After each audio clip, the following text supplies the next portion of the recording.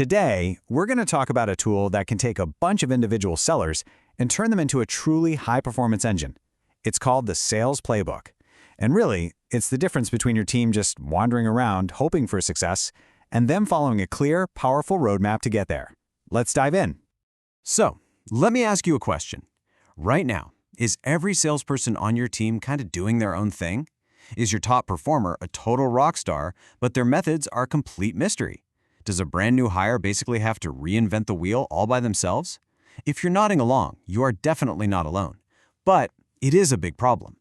Because that lack of a single unified process, that inconsistency, well, it just creates chaos. It makes success totally unpredictable and impossible to scale. You can't just bottle up the magic of your best salesperson if you don't even know what that magic is, right? It puts a hard ceiling on your growth for sure. And that is exactly where the Sales Playbook comes in.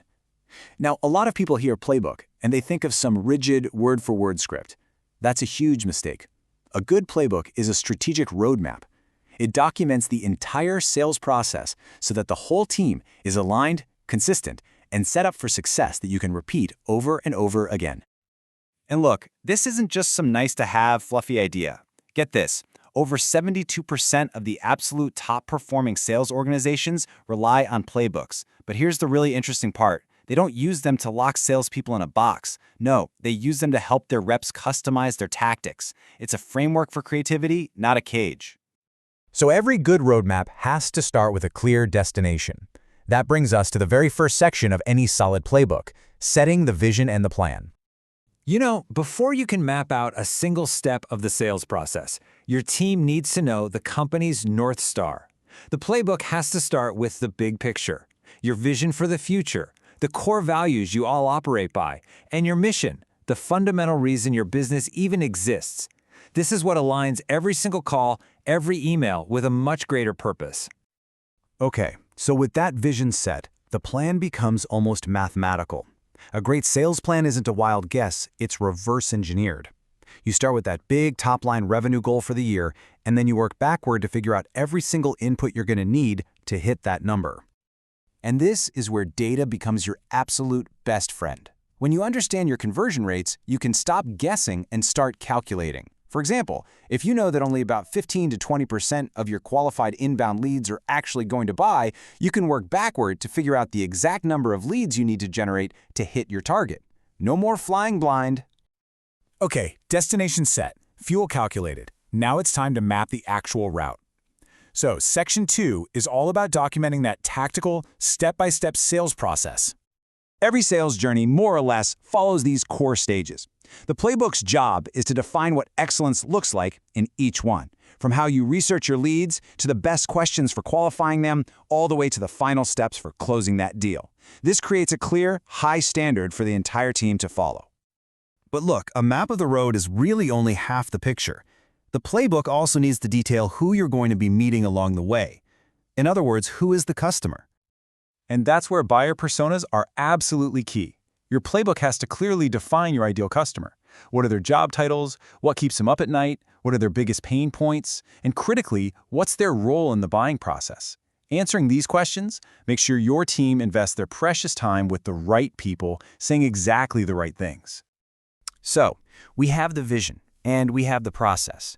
But a great roadmap is pretty useless without a great team to follow it. And that brings us to Section 3, building a strong sales culture. Believe it or not, a playbook is also a cultural document. It needs to lay out how performance is managed, so everyone knows the rules of the game. It must make compensation transparent because, let's be real, nothing demotivates a team faster than confusion about pay. It has to detail the training path so new hires become contributors fast. And above all, it's got to reinforce that shared belief in what the company is doing. Finally, how do you even know if you're on track? Well, you need a dashboard. So, Section 4 is all about outlining the key metrics you'll monitor to track your progress and performance. First up, win rates. This is your ultimate indicator of effectiveness. It answers the most important question there is. Out of all the real opportunities we chase, how many do we actually win? A low win rate is a huge red flag. It could signal a problem with your product, your pricing, or the sales process itself. Next, you got to track key activities. Demos completed is a classic example. Now, this isn't about micromanaging. It's about understanding effort and efficiency. It answers the question, is the team putting in the focused work that we know leads to closed deals? And finally, and this one might be the most important of all, you have to track pipeline created. See, closed deals tell you about last month's success, but your pipeline, that tells you about next quarter's success. This is your crystal ball. It answers, are we putting enough fuel in the engine today to reach our destination tomorrow? There's a simple truth in sales that's captured perfectly here. A healthy pipeline is the absolute starting point for all revenue. By defining and tracking this metric in the playbook, you make sure the entire team is obsessed with keeping that engine full. Okay, as we start to wrap up, I have to mention the single biggest mistake companies make.